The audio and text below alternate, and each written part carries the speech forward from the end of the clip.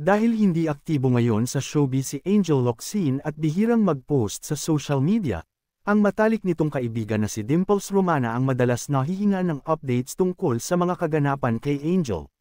Sa panayam kay Dimples sa red carpet premiere at MediaCon ng pelikulang The Caretakers, na ginanap sa Cinema 3 ng The Block SM North EDSA, noong February 24, 2025, tinanong ang aktres kung magbabalik showbiz na ba si Angel.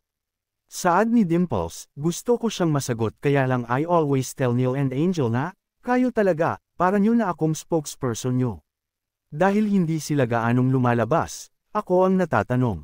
Pero ako naman kasi, with whatever life they have chosen, with Neil and Angel, I support.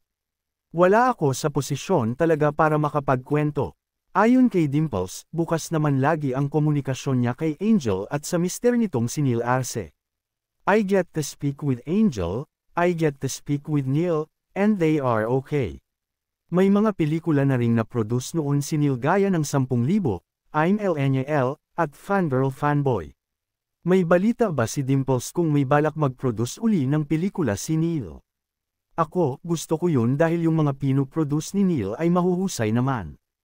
I want that, I pray for that. But again, as a friend, and I can only speak as a friend because I cannot speak about their lives because that's not my life. But as a friend, I'm so happy that they are together and I get to talk to them both. Masaya ako na nakakausap ko sila hanggang ngayon, saad ng aktres. Sa press con proper ng horror film na The Caretakers, na showing na ngayon sa mga sinehan, nabanggit ni Dimples na, superstars, ang mga malalapit niyang kaibigan na sina Angel at Bea Alonzo. Ayon pa sa aktres, nadagdagan ng superstar sa hanay ng mga kaibigan niya sa katauhan ni Iza Calzado, na co-star niya sa The Caretakers. Kaugnay nito, tinanong si Dimples kung picky o namimili ba siya ng mga kaibigan.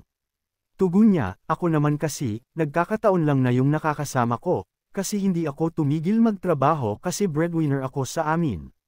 Mula 12 ako hanggang 40 ako, lagi kaming may pinapaaral ng asawa ko. At kapag ganun kasi, ang nagiging kaibigan mo kadalasan, either sa eskwela, which I have best friends sa UST and even my elementary and high school friends, pero kadalasan sa set yun. Dahil support ako palagi, either best friend ako, ang nangyayari, sila yung nagiging kaibigan ko. Maswerte lang ako na yung nagiging mga kaibigan ko hanggang ngayon, kaibigan ko pa rin ilang dekada na. Paglilinaw ni Dimples, hindi ako picky bilang tao. Wala naman akong luxury na mamili dahil kung may luxury ako mamili, pwede siguro yon. Pero may blessing lang na lahat ng mga superstars na naging kaibigan ko, hanggang ngayon magkakaibigan pa rin kami. Puri rin ni Dimples ang kabaitan at pagiging isang mabuting tao ni Iza. Lahat niya, I enjoyed every moment kasi si Iza is such a fantastic person. Yung kabaitan niya ay hindi lang sa on-screen kundi off-screen lalo. And now that she has become a mother, even more, she has become so nurturing even on set. Alam mo yung asawa ko nga, tuwang-tuwa kay Iza. Nako, talaga sa pagod ko nga, kasi nagmo-morning show ako sa umaga, before I go to set, alam mo nakakatulog ako. Nagkukwentuhan kami, nakakatulog ako, tapos majay gising ako. And even Boyet can get to speak to Iza. I love this collaboration, and sana hindi ito yung huling pagkakataon na magkatrabaho kami. Dahil sikat at maikukonsiderang superstars ang mga kaibigan, hindi ba naaapektuhan si Dimples kapag may mga intriga o isyong pinapukol sa mga kaibigan? Sagot niya, basta okay naman sila, wala namang problema yon. Ako naman, hanggang dasal ako palagi. Alam ko rin ang lakas ng mga puso nila. Palagay ko, hindi na rin.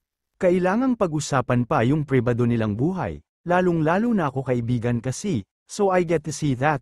Ang mahalaga sa akin, they remain strong, they remain happy, and they remain very much happy with the lives that they have chosen. Sa kabila ng pagiging isang mahusay na aktres, labis ang pasasalamat ni Dimples na pinapanatili siyang grounded ng asawang si Boyet Ami, yung mga anak ko at asawa ko ay nabubuhay ng normal at nakakalabas kami ng maayos, because Boyet remains very grounded to me, to make sure lang na naaalala ko na ang trabahong ito ay trabaho ko lang, saad niya.